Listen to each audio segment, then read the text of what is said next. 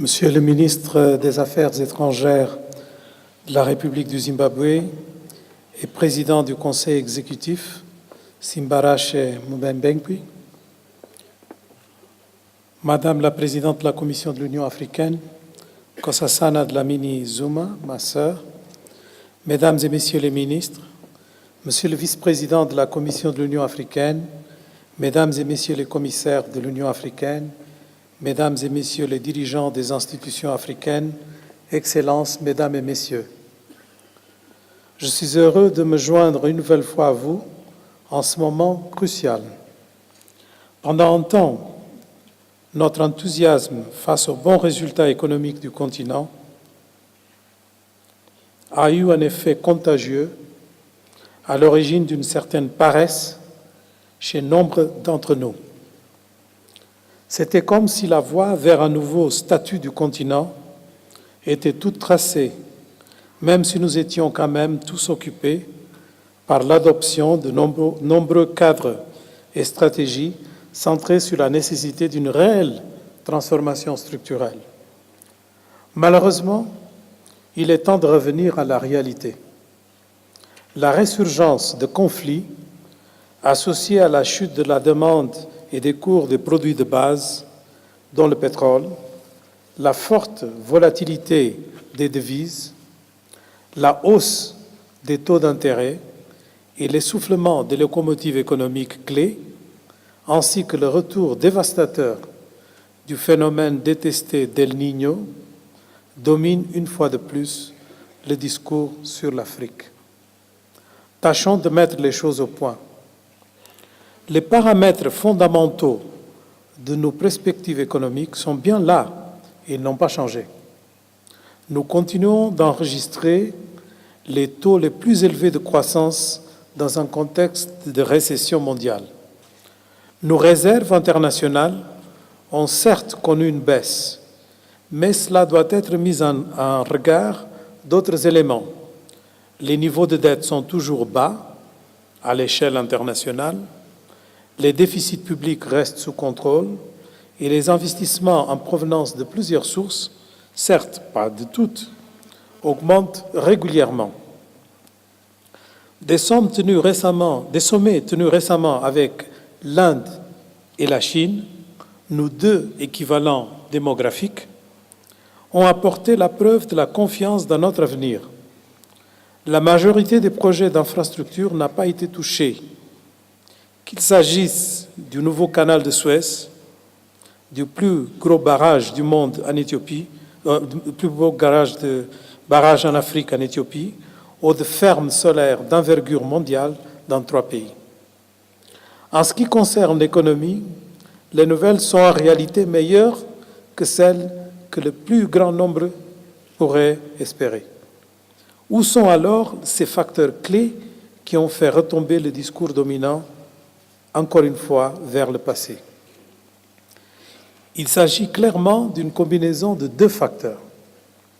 La perception d'une certaine fragilité et l'absence d'une transformation structurelle plus poussée, entendue comme la nécessité de parvenir à la fois à une productivité agricole supérieure, l'ajout de valeur aux ressources naturelles, la modernisation des services en lien avec l'explosion urbaine et le boom démographique des jeunes, sous l'effet moteur d'une industrialisation vigoureuse. C'est là tout l'objet de l'agenda 2063. Je pourrais, pendant le temps qui m'est alloué, mentionner les mesures importantes nécessaires à la mise en œuvre des objectifs de développement durable nouvellement adoptés à l'échelle mondiale et des priorités africaines afférentes. Permettez-moi plutôt de saisir cette occasion pour examiner une partie du discours sur le continent qui fait moins l'objet d'analyses stratégiques par les Africains eux-mêmes, les causes des conflits.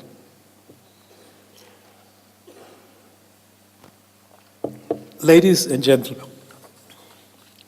between the early hours of April 11th and the late afternoon of May 14th, 1994, 50,000 Rwandese were killed with machetes by their neighbors in the Nyamata Hill. This was a very small part of what is now considered the largest genocide since World War II. A genocide that took the lives of hundreds of thousands of Rwandese. This shocking reality requires for us to understand why was this possible. One participant in the brutal killings said, "Rule number 1 was to kill. Rule number 2 didn't exist." Do we recognize on what we call terrorists, be it Al-Shabaab, Boko Haram, or those who perpetrate the carnages in Central African Republic or South Sudan, a similar rule booking?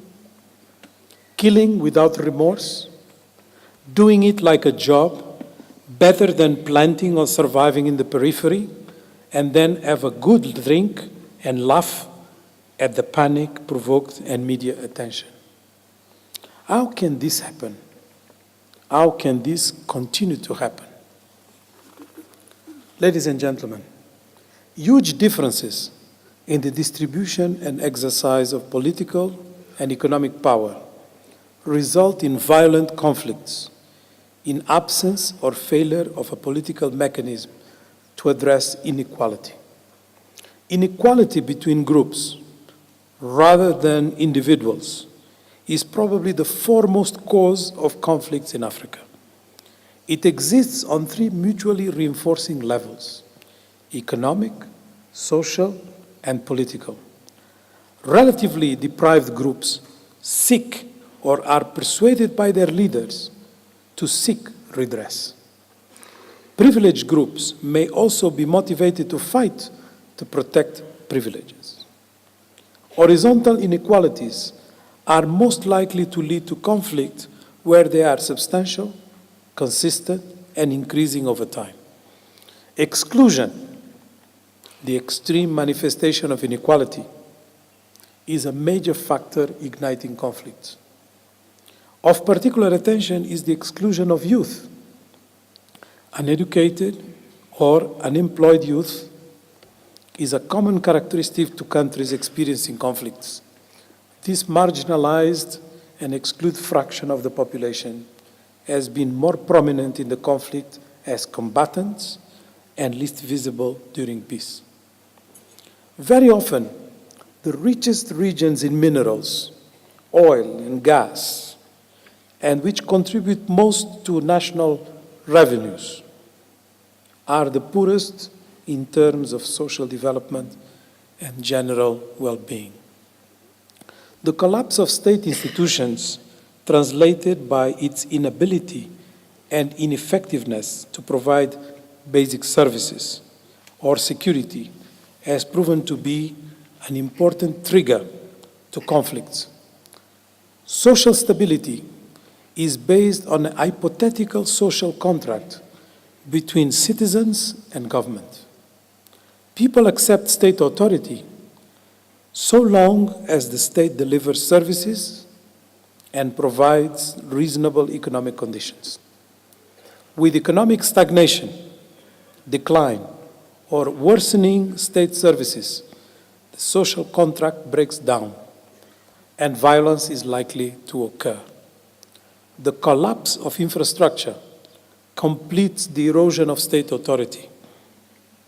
The combination of a breakdown of institutions and physical infrastructure, coupled with the use of ethnic violence, creates the conditions in which violence becomes self-sustaining. Evidence suggests a higher incidence of conflict among countries with low per capita income, life expectancy, and meager economic opportunities. Ladies and gentlemen, of the 54 African states, only eight have not experienced armed or violent conflict since independence. War confers benefits on individuals as well as costs which can motivate people to fight. Young, uneducated men, in particular, may gain employment as soldiers. War also generates opportunities to loot, profiteer from shortages and from aid, trade arms, and carry out illicit production and trade in oil, drugs, diamonds, timber, and other commodities. Where alternative opportunities are few because of the low incomes and poor employment, and the possibilities of enrichment by war are considerable, the incidence and duration of wars are likely to be greater. This greed hypothesis, as it's based in rational choice economics, very often political leaders deliberately rework historical memories to engender or strengthen cultural identities in the competition for power, but more importantly for resources, and justify the recourse to violence because of economic interest. Environmental stress can be a serious catalyst for violence too, especially when people seek alternatives to desperate situations, while resource-rich gives strong motivation to particular groups to gain control over such resources. This reality is maximized by illegal trade and financial transactions that are depriving the continent of over $50 to $60 billion every year. Results show that economic performance of conflict areas is, on average, 10% below that of conflict-free areas in most GDP performance categories. A study estimated a loss of $284 billion in constant 2000 rates for 23 countries involved in conflict from 1990 to 2005 in Africa. This figure represented then an average annual loss of 15% of their GDP. Regression analysis indicates a loss of about 2.2% growth in these countries due to conflict. The interrelated nature of African economics also means that the costs of war within a sub-region generally result in economic costs for neighboring countries.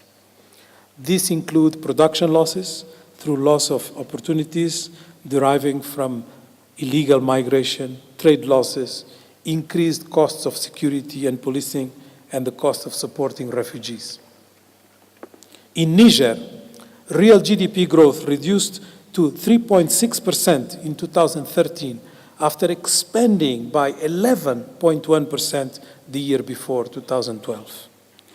In Mali, the series of events triggered by 2012 outbreak of conflict and insecurity led to falls in government resources and expenditures by at least 30%. In DRC, internal investment as a percentage of GDP dropped from 31.6% in 1997 to 17.7% in 1998, before attaining its lowest level of 2% in the year 2000.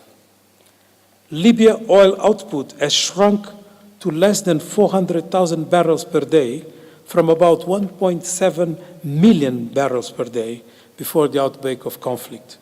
As a result, GDP contracted by an estimated 24% in 2014. The government accounts are expected to post a deficit of about 80% of GDP this last year, with the current account deficit exceeding 60% of GDP. The message is clear. African priorities either deal upfront with the causes of conflict, or everybody will pay the price for the fragility perception. It is true that countries in Europe, Asia, or the Americas were stabilized only after prolonged wars that were fomented by the same ingredients of inequality and exclusion. They evolved to create better institutions, regulated markets, stabilized security. But it is also true that when it happened to them there was no universal telephony coverage or global media 24 cycle. A continent with more conflicts and affected people than Africa right now continues to be associated with progress and change. I'm talking about Asia. If Africa wants to follow suit, there is a need for boldness, a common security framework, and squarely accept the challenges of exclusion and managing diversity. That is the only way one deals with die-hard perceptions, particularly about Africa. Rule number 1, to kill. With rule number 2, with no rule number 2, is still mobilizing far too many in the continent. We need Africa to focus on the why and not allow this pervasive virus mentality to rotten past decade and a half achievements. Ladies and gentlemen, a virus is basically a micro-infection agent that replicates only inside the living cells or other organisms. Viruses can infect all types of life forms. Even if they are not inside an infected cell or in the process of infecting a cell, viruses exist in the form of independent particles. Viruses spread in many different ways, but they do have a pattern. It is known that virus can come from far away. The good news is that viral infections in humans provoke an immune response that usually eliminates the infecting virus. Immune responses can also be produced by vaccines, which confer an artificially acquired immunity to the specific viral infection. Africa either has strong immunity to deal with these terror groups' viral effects because of the strength of its institutions, capacities, and will, or has to develop fast a vaccine that will rid us of its damage. Such a vaccine could be labeled antidote to exclusion. Thank you.